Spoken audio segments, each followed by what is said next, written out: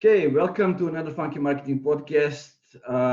Today I have a great pleasure to welcome one of the guys that I've been following for a while. I think in my last three companies that I work at right now, uh, he has always been one of those guys that are very direct, very strict, and going about talking about the things that other people are not talking about, or being more direct than the others and being honest, and kind of going from one thing he was doing. He was famous, most known for conversion optimization and experimentation, and then he moved slowly into creating different businesses. So Pep, I think I get the name right. Can Yeah. you extend on that and tell us a little bit more about you? Well, as you said, I'm an entrepreneur. I have multiple businesses that I run, and conversion optimization business is one of them. Our agency that actually today we are spinning off into a new brand. So it used to be CXL Agency, so it's going to be Spiro from now on, moving more into customer optimization. Then I have an e-learning company called CXL and a messaging research company called Winter. That's interesting. How did you come up with the name? I saw the email when you changed the name and announced that you are going into transition. How did you come up with the name Winter, and like why? Mm-hmm. Well, we launched the brand as copy testing, copytesting.com, and two things happened. So what we do is we provide data on how well your copy and messaging performs. So it's like the last domain of the gut feel marketing. We can measure everything except how well are the words on our page performing. So that's the problem we're solving. So we launched this copytesting.com, but then we learned about two things. So as you learn and reduce feedback cycles, start to learn about more about the market, the customer, et cetera, et cetera. First of all, we learned that in marketing teams or in organizations, copy is often relegated and delegated to the most junior people in their team, the intern, the junior marketer, and etc. It feels like anybody can write words, so it's not important. But what is important is positioning and messaging. That's at the highest level of the company. They're thinking about the messaging and positioning. So that was one motivation to change the name. Second motivation was that as we're building this product, our vision for what all we need to build and where our product is headed, that vision is getting clearer. And we realized that testing how well your copy performs is just a feature that we're going to have, and the product is going to evolve much beyond there. But by choosing that name, we painted ourselves in the corner by being monofunctional. And so once realizing that we need to change our positioning and we're going to evolve what we do, we need to change the name. So I did a lot of name research, how to name companies. I've renamed companies in the past and named and renamed them, but picked it up again. And then I'm really fascinated by the psychology of naming companies after people, like Oscar, Marcus, Casper, and all that stuff. And so it makes, in the end, brands. Brand is your best moat. Your sustainable competitive advantage is your brand, and brands that are more like humans are easier to relate to, and so on and so forth. And so what I did, I hired a guy from Fiverr, $5, to check for me which human name domain names were still available. .coms and .ios, and I had him. He was checking 10,000 names for me, and the answer was that the 0 .coms are available. All names are taken. if you want just a name.com, you could do get name or name app, those things. And so out of the IOs, Winter, which is a girl's name, our IO was available, and then hey, there's also it's a cool name, it's easy to pronounce, and you can have fun with it. Game of Thrones references with Winter is coming, and so on, and so that was it. Nice, nice. I love that reference, especially when like you are launching it now. I mean, changing the name in the middle of the winter. Actually, it was the start of the winter, so just the right time. So tell me, we wanted to talk a little bit about message market fit, differentiation, those kind of things. And I remember when I was first thinking about it. One of the first names that came up at the time was Dan Olsen, and he had this kind of presentation when he used. I remember it still today. The example from Apple and their first like iPod, when they say like you get the 1,000 songs in your pocket. Those kind of things, and it kind of stuck to me, and I was always thinking about it no matter what we are doing, because like a lot of people are talking about product market fit, like you need to have the product market fit to get on with it, but they kind of forget the other side, which is message market fit and needs to follow the product market fit. So maybe we can get a little bit into that, like differentiation between product market fit and message market fit. Right. So message market fit, I think, is part of product market fit, and you need to achieve the message market fit before. So how I define it or how I see it is that it's like you have certain messaging on your advertising, on your websites, or whatever reaches the customer and the ideal customer. They read it and they go like, yes, they resonated. It somehow connects with them. It talks to the pain they have, or it talks to the gain they want to achieve. So when they really resonate with it, they get curious, they want to explore more. They might sign up with it. Obviously, they doesn't mean that they will sign up, because maybe the price is not a match, or maybe they sign up but your product is actually not what they're looking for, and so on and so forth. But still, if provided that they are in the right they're the right customer who can also pay the price, and they have the need, and the tool is good, then this is it's a critical component of product market fit. And same for the ads. Once you start scaling your advertising, you haven't tested your messaging. If you're not sure what about what you're saying about your company really hits home with the intended customer, and what actually is kind of like meh, then you have a problem, and your ad campaign will just waste a lot of money.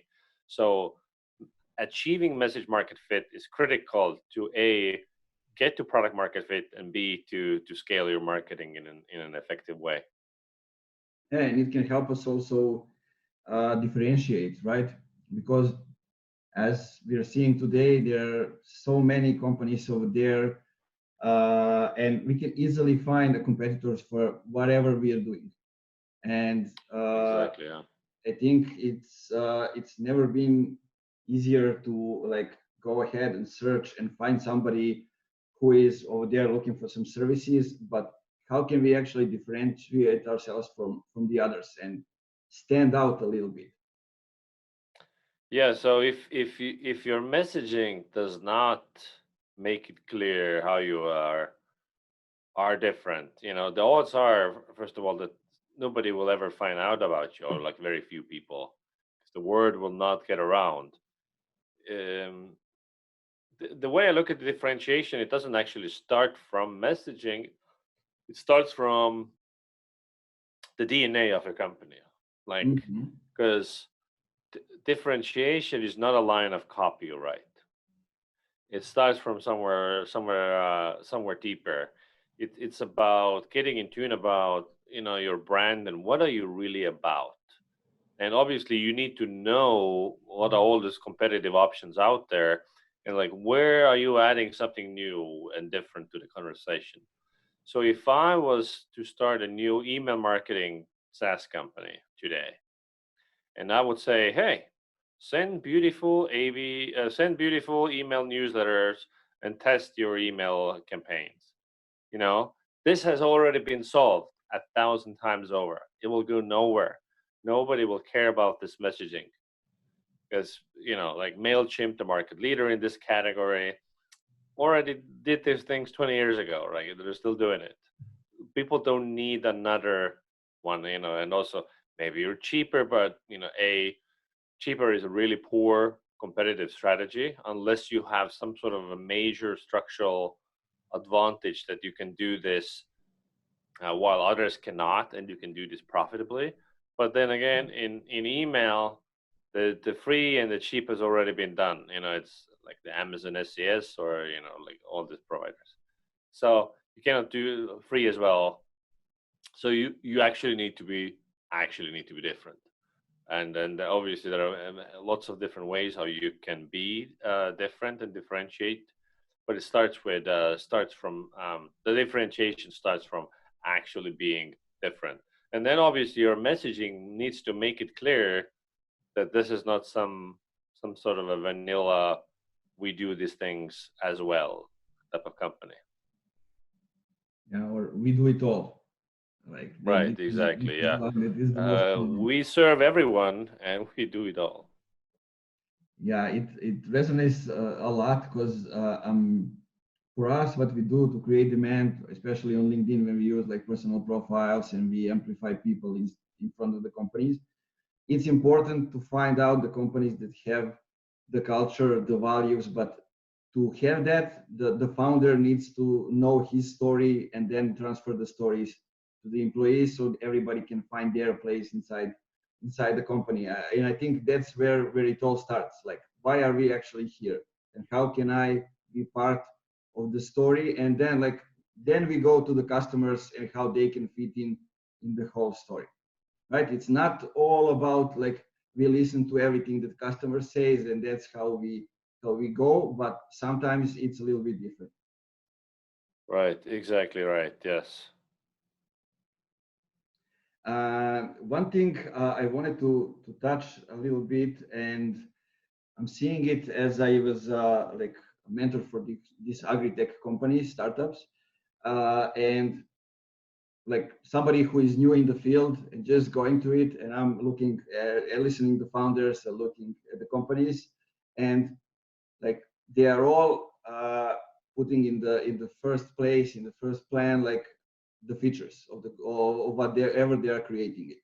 Like we can use drones to overview the location. We can do all kind of tech stuff, and like the farmer comes and says like, what do I have out of it? Like, I don't care if you use drone or you use something else, like what's in it for me?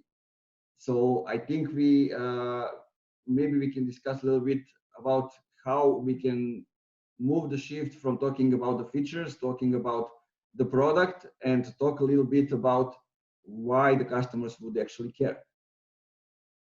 Right. I think, well, there is a time and place to talk about the features and so on. And the way I think about it is, A, how savvy is the buyer? And B, how novel is the product? So if I am selling an email marketing SaaS tool, I don't need to say what is the benefit of email marketing or what is the benefit of sending newsletters or what is the benefit of testing A/B testing emails. They already know. It would be insulting their intelligence if I started to explain ABCs, or if I'm selling an A/B testing software company, I mean, I'm selling to conversion optimization professionals, and I say I do A/B testing, which means blah blah blah, blah and why you do it, like it's insulting. So you really need to sell features. It's a very savvy buyer. It's a mature category. People know what is what. Obviously, differentiation matters because, like, I mean, I already got an A/B testing tool, right?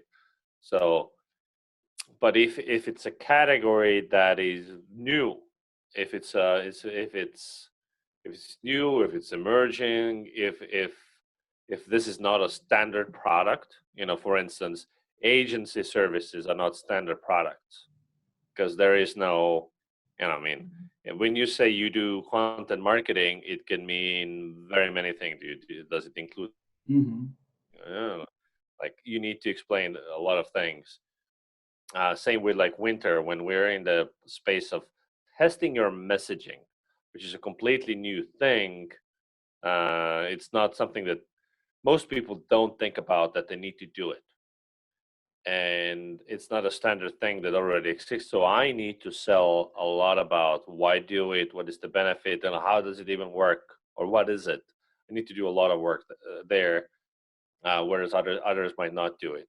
And then you do want to, if you are able to segment the customers in some sort of a way in their awareness cycle, are they product aware or problem aware, or if you're able to do that, bucket them more or less accurately, then obviously your funnels, your ads, they might move them through different phases of how much of why you're selling. Then there's the whole thing about people buy why you do it, not what you do. I'm not sure if I buy that actually. Like it sounds really beautiful, it makes a hell of a TEDx video. But so I'm a bit of a not a skeptic, but let's say I'm maybe a little bit jaded about this.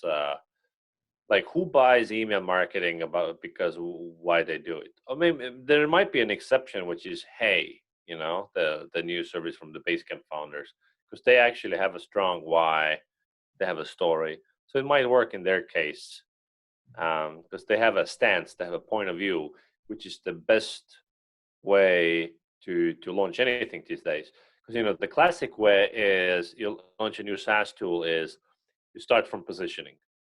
It's like, where do we fit in, and who we're for, and how to think about us. And I think positioning game, not most, but a large amount of companies do well. Positioning game, large amount of companies do well. Most are still communicating as if they were the only ones doing what they're doing, even though they have 1,000 competitors, which is loserdom. But then the positioning game, since competition is nuts, right? In the MarTech alone, there are more than 8,000 tools.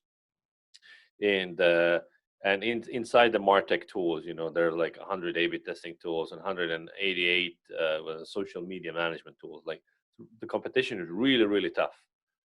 So then strategic narrative or narrative design is the new way to think about positioning, which starts from the change in the world, or how the world is but shouldn't be, like a bigger picture thing, like what Hey is doing, explaining the why, who's the enemy. And then we have a strong point of view and opinion about how things should be. And that's what we stand for, and that's polarizing, which is what you want. Because if you don't have an opinion, you're like, it's very tempting to be a safe and boring company, to say safe and predictable things, and it's inoffensive. Nobody gets hurt. Nobody will call you out. Nobody will say you're a Nazi, or However, nobody will also care. So my favorite example of polarization or brand who knows itself really well is actually IKEA furniture.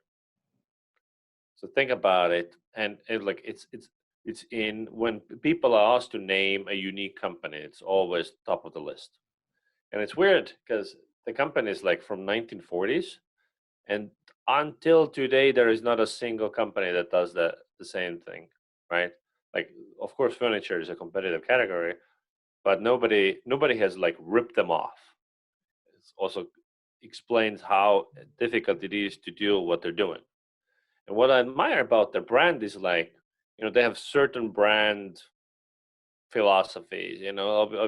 Obviously, a lot goes into like the business reasons for why they're doing what they're doing. But in brand ways, like they decide that furniture, the table needs to be under $100, and then they figure out the pricing and how big the box should be, and then working it backwards. and then they have no salespeople, like very few salespeople on the floor, and you need to assemble your own furniture and pick up your own things, boxes, and the drill. So if you think about what people hate about IKEA, is all those things. We can all come up with a big list of things that we hate about IKEA, and yet it is the most valuable furniture company in the world, the most valuable. And in the global list of most valuable retailers, it's way up there. I forget the exact spot, but they're like, it's one of the most valuable companies in the world, retailers in the world, and they're so polarizing. So half the people hate them, half the people love them. That's where you want to be. You want to be clearly different. And imagine doing consumer research for IKEA. Like get on the phone with users, and it's like, oh, I really hate, that I have to pick up my own packaging. I really hate that there's no support around when I need it. And you write down, and like 100 people tell you these complaints. Normally, what you would do is it's like, oh, we need better service. We need more customer support people or salespeople around.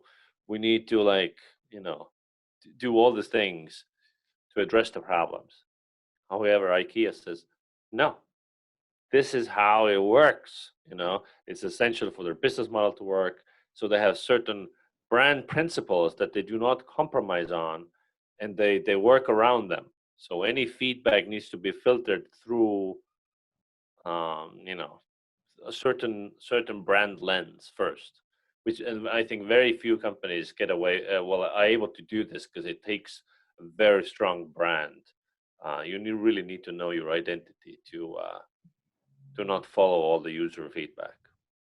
Yeah, and you can see the experience in everything they do. Like when you enter the object, like you're moving from one place to the other, they're guiding you the way they want you to go from the entrance to the end.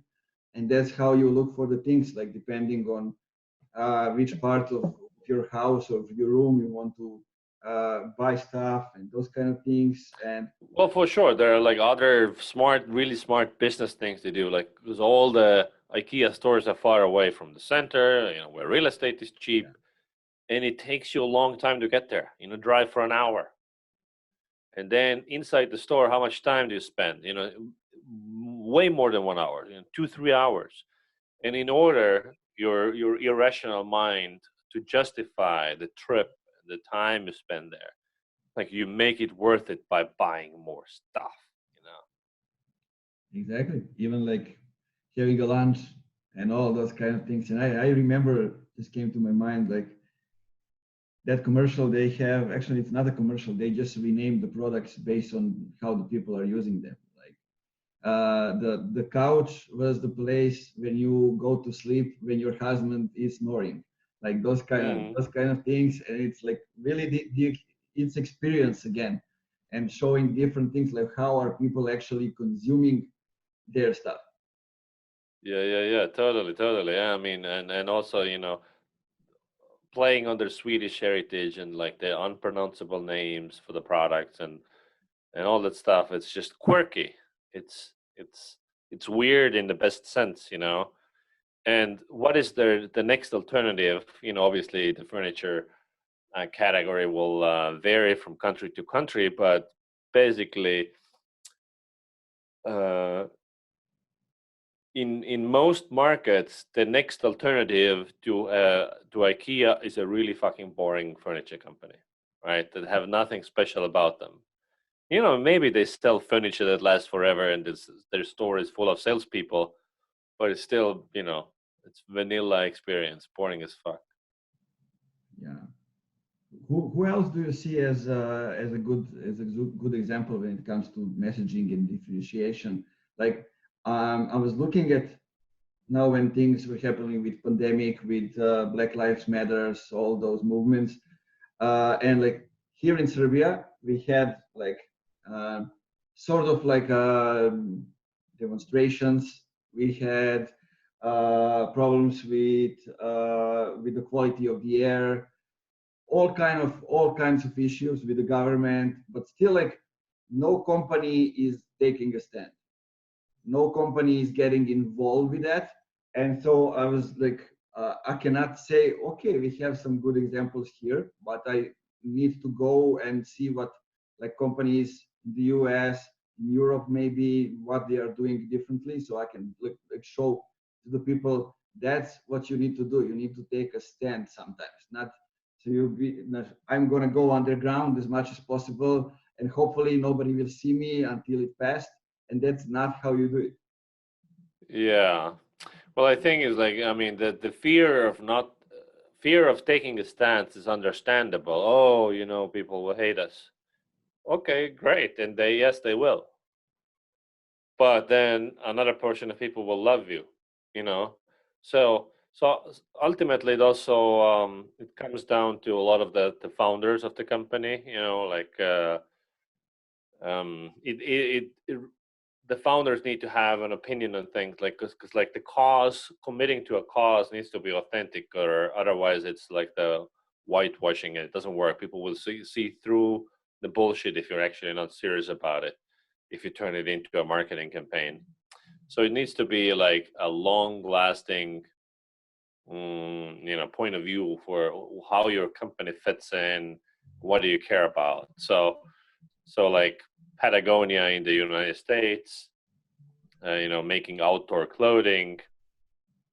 Um, When, you when know, it's they not are about when it's not about clothing, it's about other right. I things. mean, because if you wanted to also, it's just smart business by taking a stance. Yes, they're an outdoor. They're like all about hiking and camping and so on. So obviously they should care about nature, right? Because they are for people who care about nature, or who love to be outdoors. So it makes sense that they have that sort of a point of view, and obviously any corporate responsibility needs to be aligned with the customer segment or the world that you serve. And so by taking a stance, you become more attracted to the people who identify with your cause. Yes, you repel a portion of your potential demographic, but you become more attractive to another group of people. So in that sense, it's smart. And you know, when we look at how Nike stands on you know, being against police brutality and, you know, women's rights and so on, those messaging, they've done really well for the company. And obviously, if you disagree, you have many choices, because they're all most companies are vanilla in terms of their commitment to causes, you know, like maybe they do, but they haven't. I mean, I'm not in their sphere, so like I don't know what Reebok is, what does it stand for. I have no idea actually, like, or even Adidas. I'm sure they do some stuff, but you know, their PR machine at least hasn't been as good. They haven't been as vocal about that stuff. Yeah, I remember only like Adidas recently from the story with the founders, like Puma versus Adidas, like two brothers, two founders. It's kind of a different story. One went with the Nazi Germany, other ones went with the US, and kind of like two different stories. And that's how they build it. It's I mean, it's interesting. So what I'm interested in. What can you suggest to the listeners about how can we come up with the messaging about the product and see if it's a good one even before we have a product, before it goes out of the company. Like Hmm. Amazon is doing. There's a like this famous example when they have this PR technique when like if how the Oprah is gonna react when she sees it. Is she gonna jump on the sofa and like shout it out to the world, or she was just like, nah, it's not something I'm interested in? And do you maybe have some advices when it comes to that? Yeah, so obviously it depends on the stage you're in. So if you're starting a new company, hopefully you're coming to a place where you have identified an underserved customer segment, underserved needs. So you start from a place of like, this particular group of people is just suffering, and I can help them. I can solve a problem for them, and that is your first messaging. Right? Like and the problem should be big enough that they actually care. Typically, it starts from solving your own problem, but there are many ways to land on it. So yeah, so the first messaging is typically about the problem you're solving. So in case that also that you start from that place, let's say you've been working at an agency for 10 years, and now you think, oh, I should do my own agency. So you're not really solving a problem. You just want to break off on your own. So that's different. Then I would, do a really understand the category you're in. Like who are all the players in the category? You start from the top, who have the most awareness about you. They have the most awareness because when people need an agency, then there's the concept of mental availability. They think about, who, like, let's say in B2B marketing, like who is the B2B marketing agency? So you want to be, you want to understand what are the positions different companies occupy in customers' mind. And you don't really want to try to occupy the same space as the category leaders.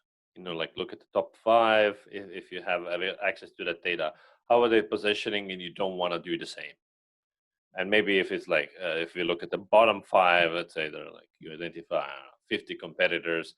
Obviously, bottom 5 nobody knows they exist, so you can go for the same positioning if you want to. So that's where I would start from, and then really think about what is the point of view, what is the brand opinion that it is unique to you. And then there are all these different ways that you can like naturally differentiate, whether it's like your value space, like Patagonia cares of, says fuck Trump and yay nature. You can have an like a value like that you add to the mix, or you can be all about the heritage story, the founder story. Like we can go into the ways to differentiate here. And then I would, once I have that down, like I understand where the competition is going, and then I find out a unique position that I could grab in the mind of the customer. Then the next step is to test that messaging with your target audience. That basically what it means is that you would need to recruit people from the audience that you're selling to. So if you're selling to, product managers, so now you need to get in front of product managers and have them look at your messaging and tell you what they think of it. And not in a way like, hey, what do you think? But like using methodical qualitative research, asking research questions about your messaging, about your copy, and you'll learn so much. You learn even down to the word level, where like some words just resonate and hit home, and some are like blah. And of course, most of stuff that you will find is that half the things that you will write is going to be like meh. I've seen it before. It's like or like I don't care about it. It's like obvious. And then when you have that data, you can tweak it and make it better. And while your positioning should be, let's say if you nail your positioning, it doesn't change very often. Like you should always be checking.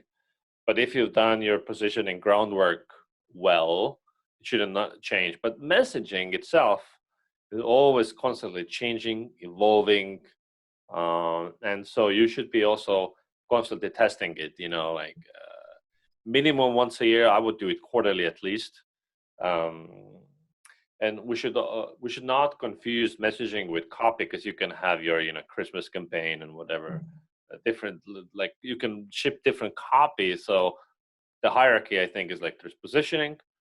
From positioning comes messaging, like the key things that we want to say about us. And then the messaging you translate into final words, and then the words can change and fluctuate a lot. Messaging also, as I said, at least quarterly you should revisit it, and positioning changes, much less often. Yeah, sounds good. That's well said. And I think we are just not talking that much about these things. And I'm seeing a lot of people talking about different stuff, but not really trying to differentiate themselves. Like um, one of the examples that I saw is, and I just wanted to mention it, like Chris Walker from Refine Labs. He just stated, and he keeps saying things that we all think about, like companies going after MQLs, not going after SQLs, doing meaningful things like going after ebook download, going after webinar signups, those kind of things, and not going after other stuff. And just by stating something that was already supposed to be like basic, this is how it should be, how things should be, and like other people didn't think about it, so he's just saying in the name of the other people. And like that's also one of the things that a lot more people need to get in over there and try just to be yourselves. I'm always saying that it's much harder to be someone else, to act like someone else. It takes efforts, additional things. You need to always think about what I'm going to say and those kind of things. But when you are yourself, you are different just by being you. Totally. I mean, you are also not a static thing, and you're constantly evolving. So you can be also, let's say, the future you. So that if your brand image, let's say, is the future you, will I like to think of it as it keeps you on your toes, and you constantly want to match up with the image that you're putting out there, because like the future you is obviously smarter, more sexy, and more handsome.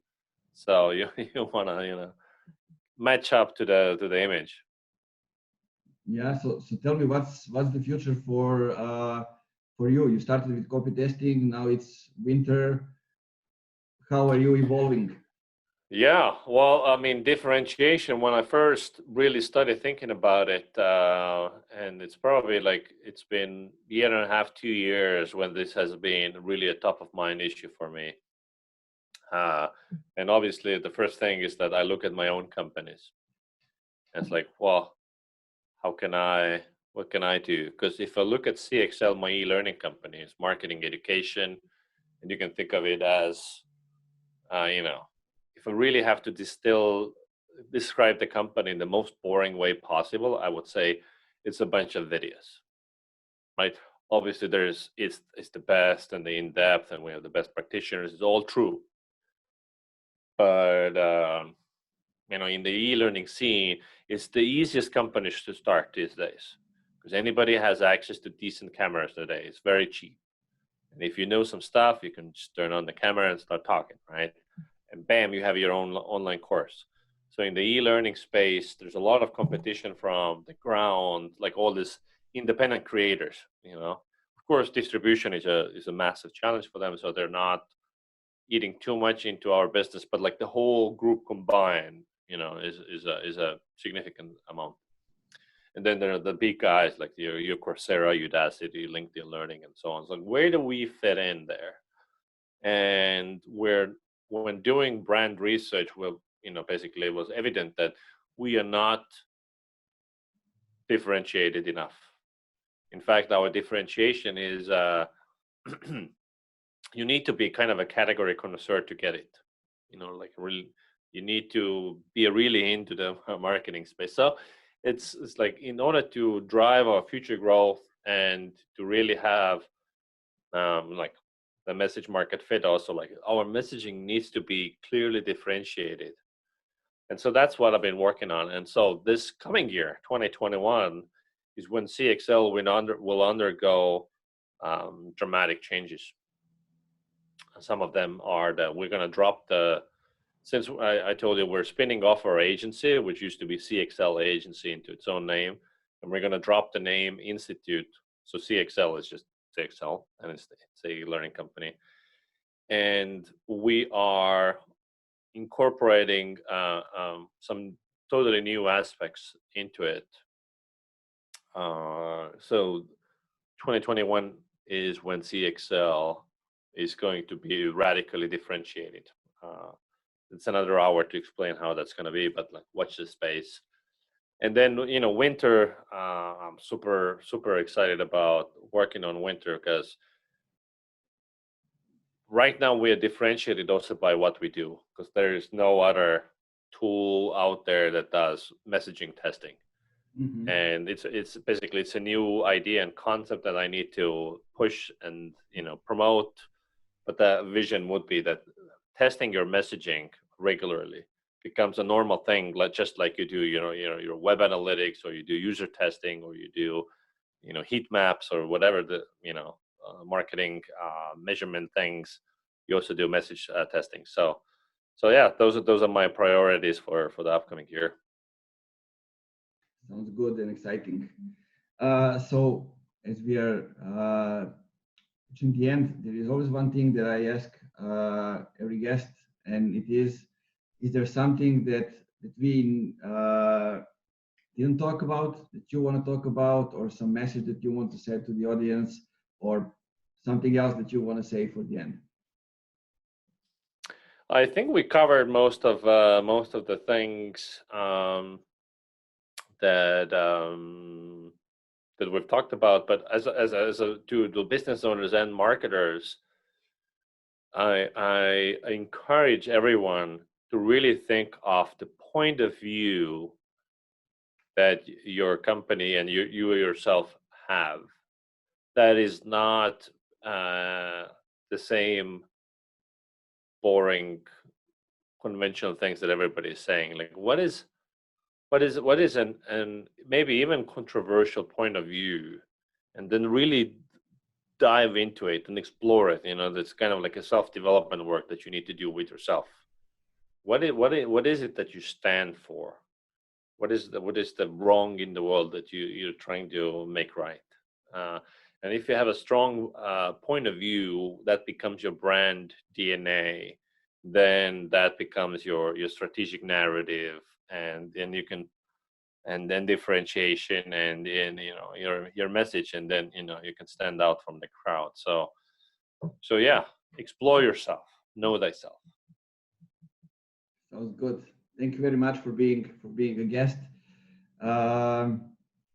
It's been a pleasure and an honor to talk about all those kind of different things that we don't talk about much these days, and looking forward to chatting with you again in the future. Thank you for having me.